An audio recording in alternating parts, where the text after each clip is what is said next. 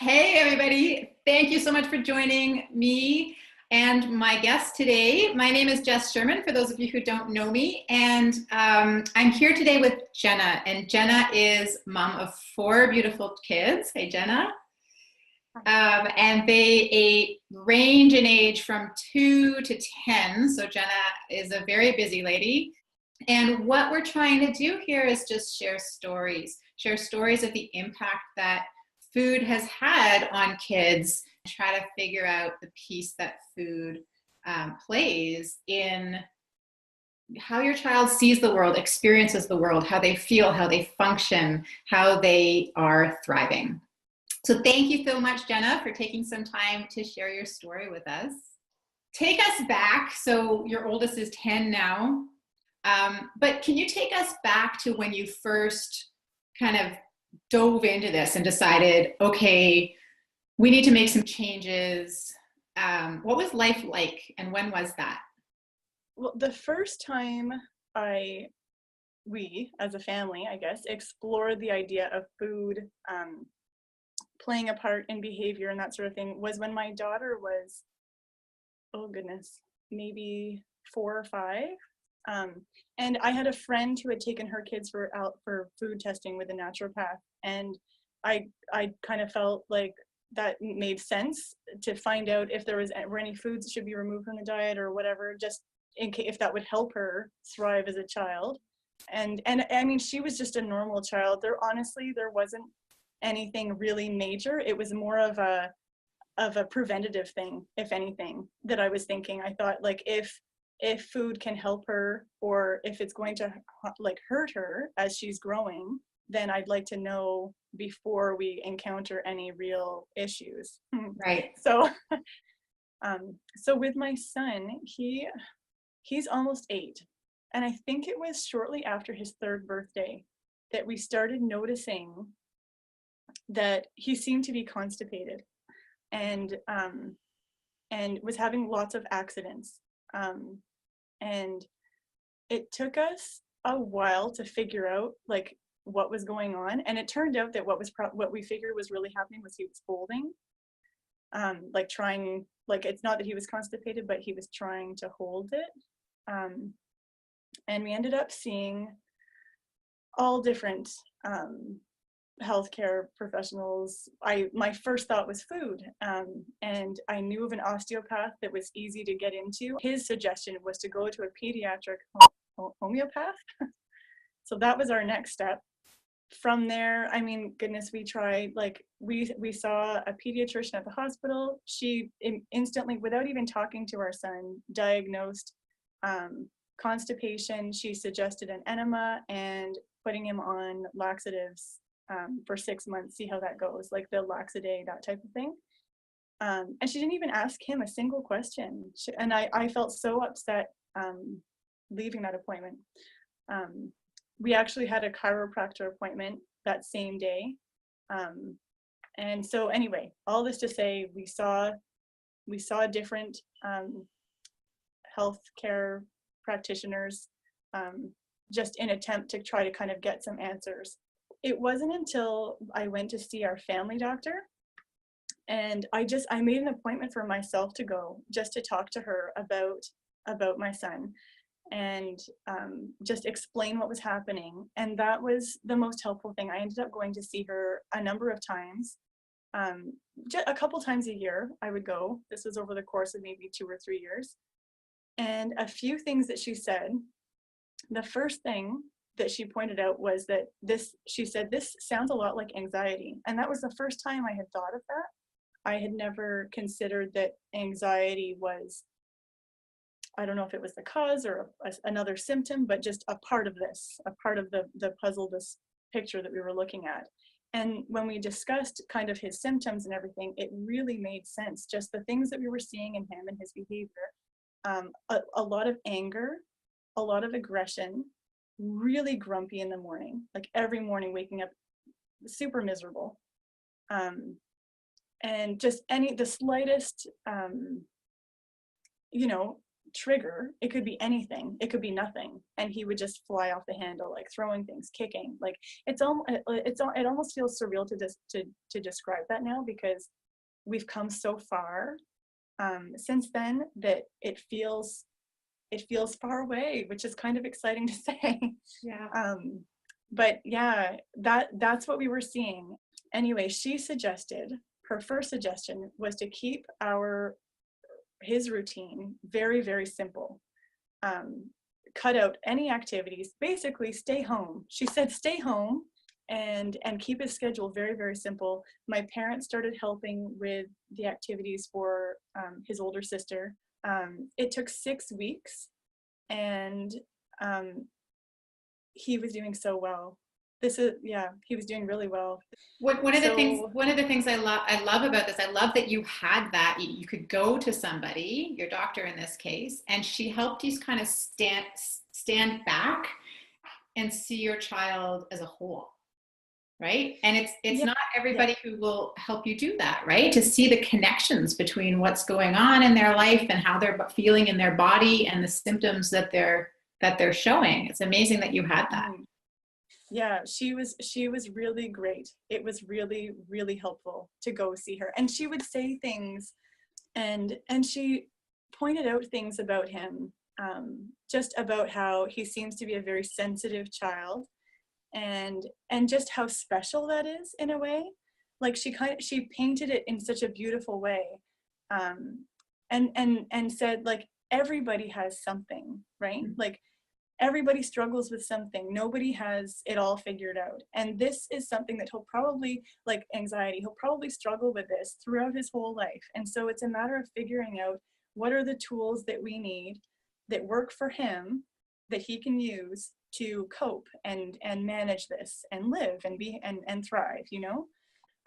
So just labeling it, do we like labels? Anyway, calling it anxiety, pointing that out, that was a big piece of this for me. So like I said, the 6 weeks of staying home, I was losing my mind because I was like doing nothing. But then it clicked, and we had a fantastic summer. We went and we were a volunteer host family at a family camp for underprivileged families. We led activities. He was great. Not a single accident, like happy. There was definitely a connection between like more accidents, lower mood, more anger, that kind of thing. He went canoe camping with my husband for a weekend. That was huge. Can we talk about the labels for a second? Sure. Because you brought up an interesting point of whether or not we like labels, and whether they're helpful. And it sounds to me like things really clicked when all of a sudden the label turned from constipation to anxiety, right? Because it shifted how you think about how you can help him, right? It's no longer, constipation, so we need to clear out his colon. It's now anxiety, so we need to figure out how we can help him reduce his stress load and relax so that we can empty the colon, right? So I feel like, sometimes people shy away from labels because they don't want their kid to be pigeonholed. And I get that. I totally get that. But if a label can help you shift your perspective about what's going on so that it changes your strategy, sometimes it can be helpful and it can be positive. And sometimes it can also help a kid understand themselves a little bit better. Yes. Right. So I think the danger, you pointed out really nicely of, we don't want to label to pigeonhole, because ultimately it's not the label that's causing the problem. Right. But it can sometimes help in terms of how you are going to address the symptoms. Yeah. Sounds like that's part of what happened for you guys. Yeah, for sure. Go ahead. Yeah, no, it was a real moment of like clarity, like, oh yes, you're so right. It just fit. It made sense. When she pointed that out, I knew that was what was going on. It's really almost like it's all of what we're doing here with Raising Resilience. It's like it's all just about understanding our kids a little bit better, understanding what fuels them and what their kryptonite is. Like what makes them tick, and how can we create the best environment for them so that they can grow into themselves. Yeah. So can we talk about what changes you made in terms of food Yeah. and how that impacted things? Food or any other interventions that you did? That spring, I remember I had another appointment with our family doctor, and you know, I was going over all the things that we had tried and how like it seems like some things are working and some things are not working. And that was the appointment where she pointed out that she said, you know, I don't think it's going to be a matter of figuring out the one thing that's going to solve this, but a matter of figuring out what all the pieces are that need to come together to make this work. So, and that was another big moment for me of realizing like, yes, we're not after one thing, we're looking for all of the pieces that need to come together. And that wasn't just, it was like our annual aha moment. But again, you need that, like you need someone to help you like stand back, because as parents, like we're so freaking busy and we're so in it and we're so emotionally connected. Yes. Yes. It's and it's hard to when you're back. fully immersed in it to really have a good, the right perspective on the whole situation. So she started connecting us. She suggested having a social worker get involved in some way. And she connected us with a program in our township. And oh my goodness, like this woman that came into the picture was like so perfect for us, for him. She was really working with him on emotional regulation. But she was the one who she asked if he was taking probiotics, and then she mentioned the whole gut brain thing, and I thought, oh wow. And my first thought was, this is probably kind of risky for you to do this, because I don't think it's really your place to bring this up. But I'm so glad that she did, because I mean, I had heard of it, so it wasn't news to me. But she mentioned this functional medicine doctor who had really helped some of her grandchildren. And anyway, later that fall, I contacted him, and that's where we really started to see some improvements. He was the one who suggested you, so that's how I found you. Yeah, he immediately suggested taking gluten, dairy, all sugar, very limited fruit out of his diet. He said, it sounds like this is a severe gut imbalance, and it's causing like brain on fire. Some of the things that he would say, that my son would say when he was upset, would be things like, I want to go home, I should go to jail, and like I should die, like things like this. These were things that he was saying in these moments of like really, really sad and angry. And that's a thing. It's called automatic negative thoughts, and it can be caused by these imbalances in the gut. And so yeah, we started him on this like really strong probiotics, like a tiny dose of it, because this is like really powerful stuff. He wanted us to start doing these things, so we started making the changes right away. I remember that June, so it was, you know, not quite 6 months later, friends of ours were saying, Gabriel seems so happy. And whenever people, that had happened a couple times before, but this was different. And I had really noticed it too. And I find that sometimes I would even miss it. Like I wouldn't even notice, like I would take other people commenting, but even I was noticing that he was really happy, and he wasn't grumpy in the morning. He would wake up happy, and the accidents continued. That took longer to improve, but his overall mood and life just wasn't so hard for him as it was. Like that was really hard to see him just so little and just having such a hard time coping with life, you know. I really don't want to cry. It's hard to see your kids struggle and not, yeah. I mean, it's the worst thing to not know what to do, because exactly, that's your job. You're there to protect their health and their safety. And when you can't do that, it becomes really emotional. Yeah. For Yeah. sure. And it sounds to me like, like the analogy that I like to use is the glass, right? So the body it's this glass and it gets full of stress and irritation. And some kids are born with like a high load of stress and irritation. And then just the littlest thing tips the balance. And you were doing so many things to try to bring that level down and seeing gradual changes in his ability to cope. And so the social worker was part of it, and the probiotics were part of it, and the food was part of it. And the chiropractor has played he continues to go to the chiropractor as well. And routine you mentioned as well, of just simplifying things and just keeping things predictable for him. All of these things started to empty his glass and helped him cope. It's been neat to see how sometimes I really do have to still step back, because it's not like he's suddenly this 100% happy, anxiety-free little boy. I mean, he has his moments still, and we're tweaking things. He's on probiotics and magnesium and some type of vitamin C, calcium something. He takes, we call them brain bubbles, but they're the DHA stuff. Yeah, the little chewy fish oils. The little bubble, I'm probably forgetting some. Oh, but vitamin B12, we took him for blood work, and that came up as deficient, so he's taking the B12 spray.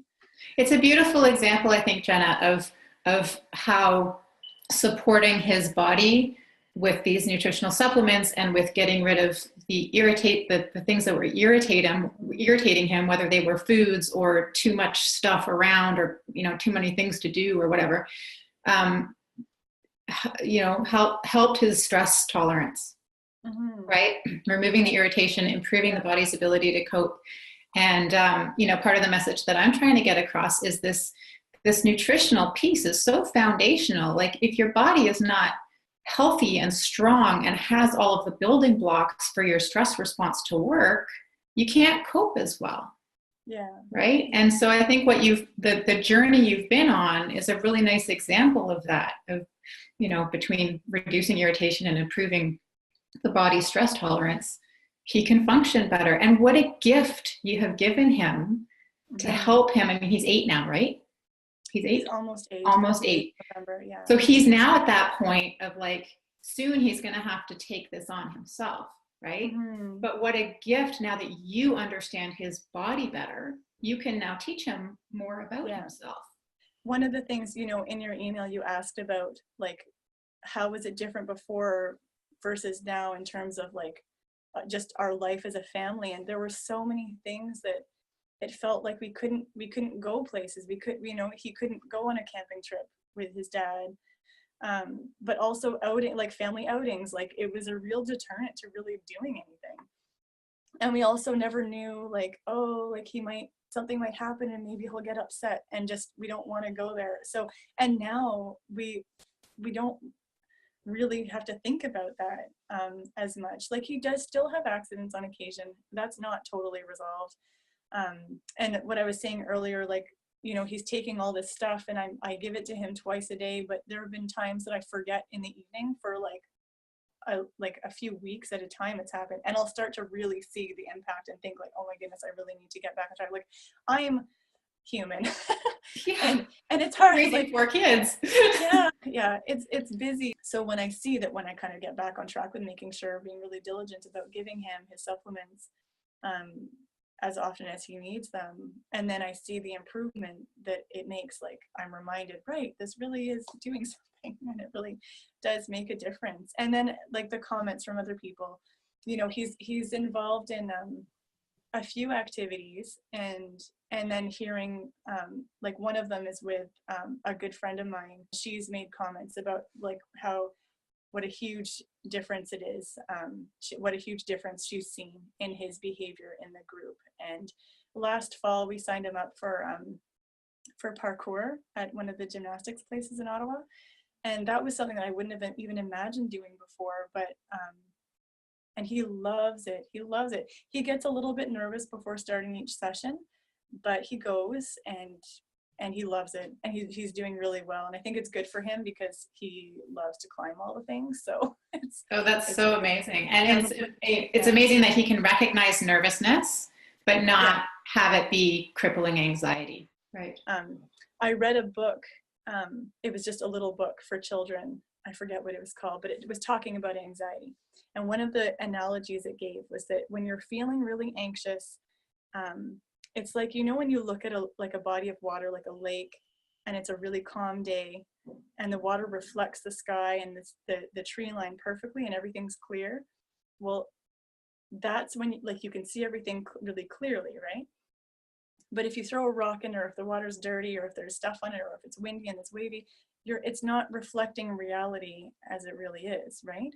So when you're feeling really anxious, you're not seeing things as they really are, and that's not the time to, make decisions, that sort of thing. And I love that analogy that, because what the way I translate that in my mind is to say the rock is a stressor, right? Like if you throw a stressor into the mix, things exactly. get all funky. And then, but some kids, and him when he was 3 had like 17 rocks being thrown in constantly, and you've managed to find each one of them. Maybe not all of them yet. Maybe not all of it, but many of them. But we're working on it. Pull them out so that they're no longer an issue. The ones that are still there, you can kind of anticipate what they're gonna do, right? Mm-hmm. So you're aware of them now. Sometimes the rocks get thrown in, but you know what it is, and you can take it out again for him, and you can teach him that. Yeah. As he grows, it's a beautiful analogy. I like that one. I took this picture. Can you see it?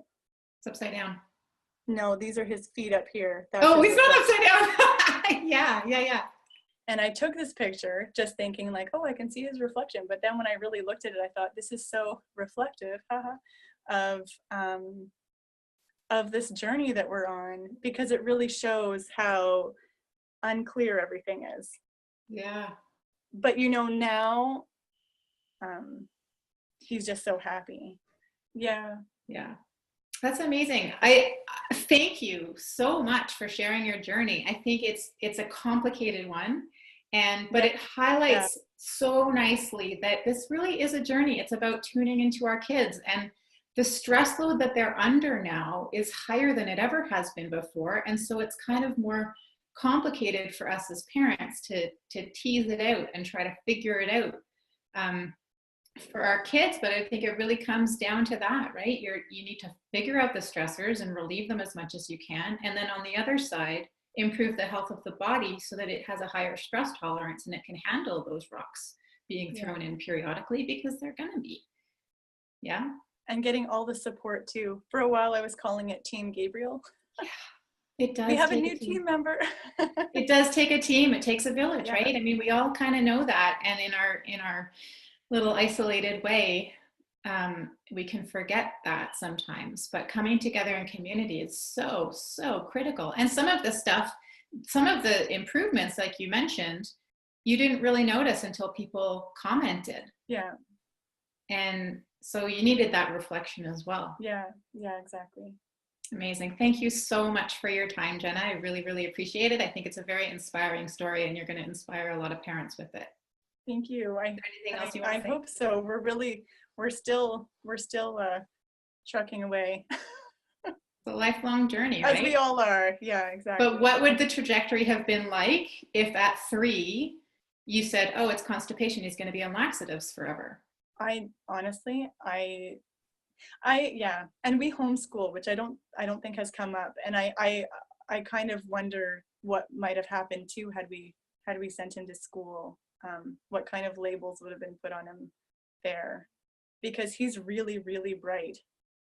He's very smart and very creative, and I mean, I know homeschooling isn't an option for everyone, and I'm grateful that it has been for us, but it's allowed us to kind of let his his formal education kind of take the path that it needs to take as we kind of work on all of these things that are going on. Yeah, amazing. Carry on, Jenna. Thank you. Carry on. Thanks for spending some time with us. Thank you for having me. Take care. Bye.